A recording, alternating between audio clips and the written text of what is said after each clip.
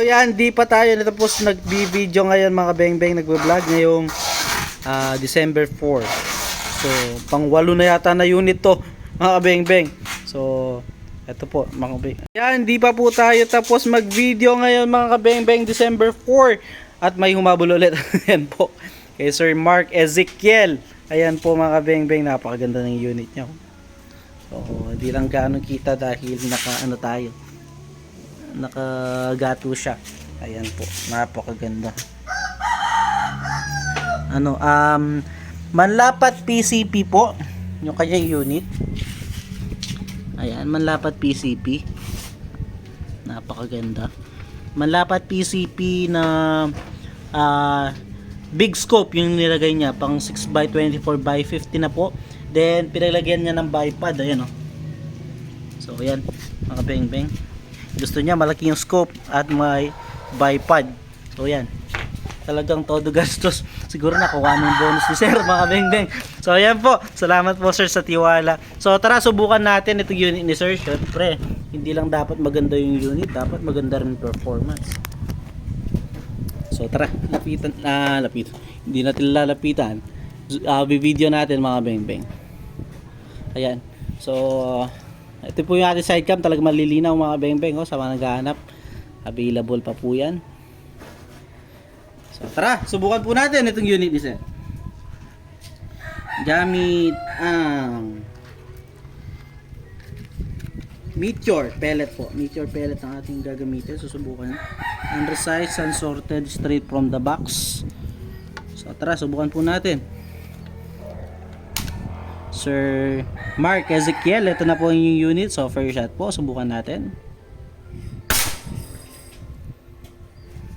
Napakalakas.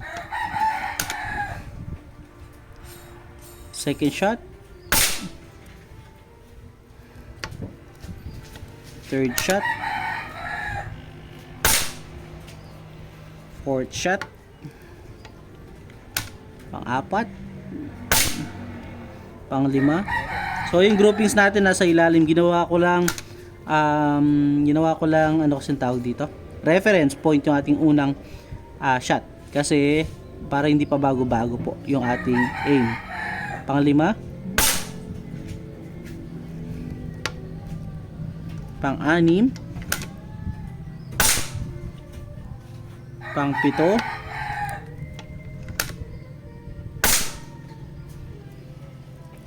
So yun po, pang-pito, medyo hindi ako satisfied sa Meteor pellet. Subukan natin ng ibang bala, subukan natin siya ng striker. Striker naman yung ating gagamitin.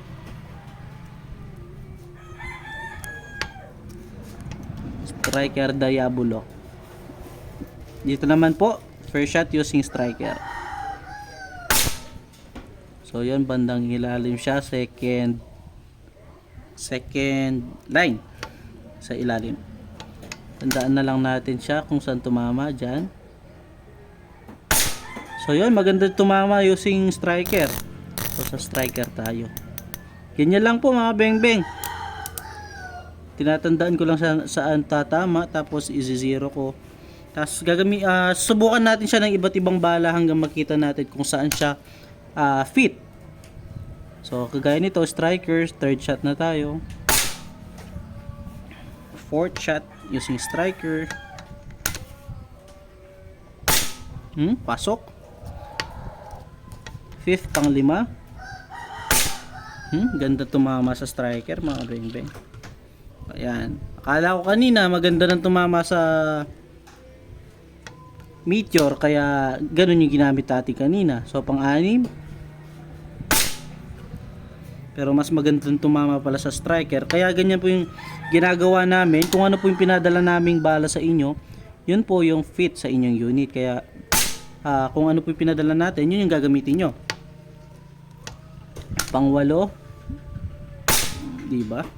Compare natin dun sa unang natin, grouping. Sa yun, kalat po siya. Ito, napaka-compress. Pang-siyam. Pang-10 using striker, gandang tumama. Ayan, di ba? Wala siyang humiwalay.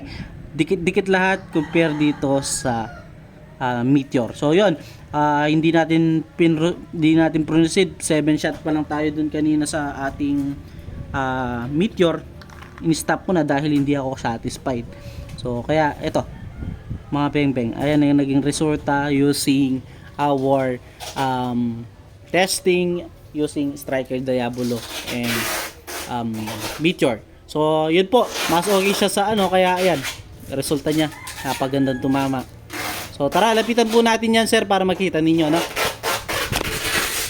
So yan, ito po yung unit ni sir mga beng-beng. Sa mamaya lalapag ko pa dito. Kaya pagilapag yung unit na sir para kita pinanggit. So lapitan muna natin yung groupings using Striker Diabolo. So yun, wala siyang humiwalay using Striker. Ayan, ganda tumama. Ayan po. Then ito naman po yung ating sa Meteor. So hindi natin proceed, 7 shot pa lang, in-stop na natin kaya naghanap tayo ng ibang bala. Ayan, okay na okay sa Striker. So yun sir, Striker yung ating bala niyan, no? So salamat po sir Mark Ezekiel sa So tara, lapitan natin yung ating unit. Pinalapag ko kay Utol para makita ninyo.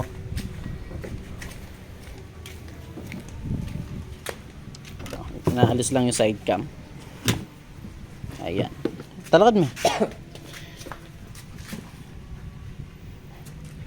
Ayan, para makita ninyo mga beng-beng kung gaano kaganda yung setup ni Sir Mark Ezekiel. Ayan, so dito diba, napakaganda Sir Mark Ezekiel. Ayan, solid Sir Mark Ezekiel, ito na yung unit mo. Salamat po sa tiwala sir. Ayan po, salamat sir, God bless, sa Merry Christmas po, salamat po.